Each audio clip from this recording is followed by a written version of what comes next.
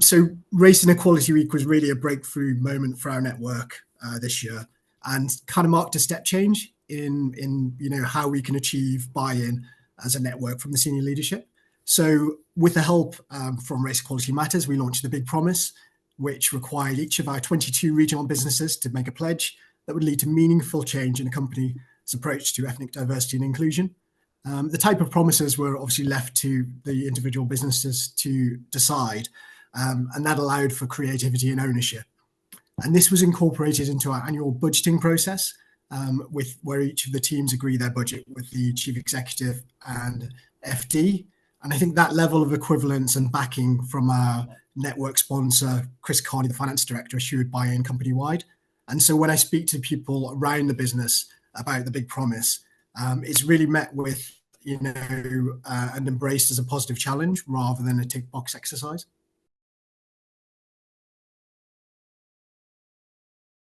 So as Andrew mentioned, every managing director submitted their Big Promise across businesses at the end of the 5-day challenge, and that's the first time we've done that. So we're actually due to get our first progress update in December, which is our year end, and that'll then give us some insight into the achievability of the promises that were made across the business and the potential timescales that we're looking at to get a measurable impact. And once the data's then collected, we'll discuss it as the Race Network, and we'll have our meeting with our group management team to look at how we can take this forward and make it a permanent KPI for what we call P2, which is our People Performance Review.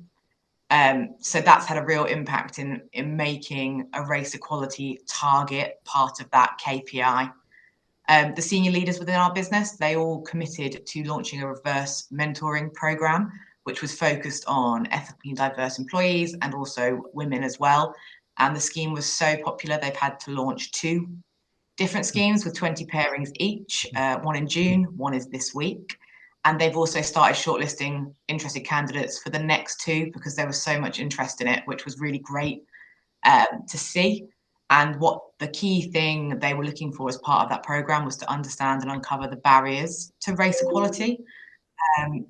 So yeah, that was some of the things that we'd done. Brilliant, thank you. To measure.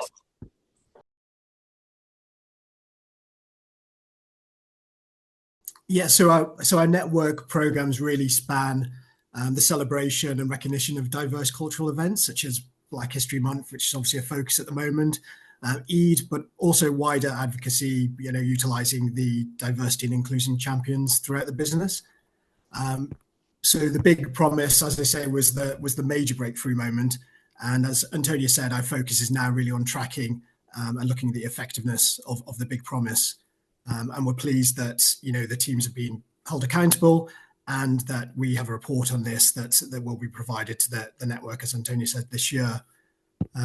So we know it's made a difference, but being able to investigate the results of this will allow us to work out the areas which worked well, areas that were challenging and need further support, and apply any learnings from the Big Promise across the business.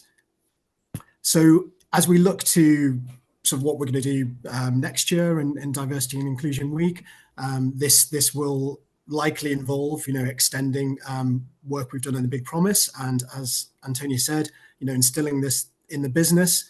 We're looking to do extra work on our Diversity and Inclusion Conference next year. And as a crystallising event, we'll soon begin our focus on next year's Race and Equality Week with support again from Race Equality Matters. We know it's really key to get in front of business leaders early to achieve buy-in.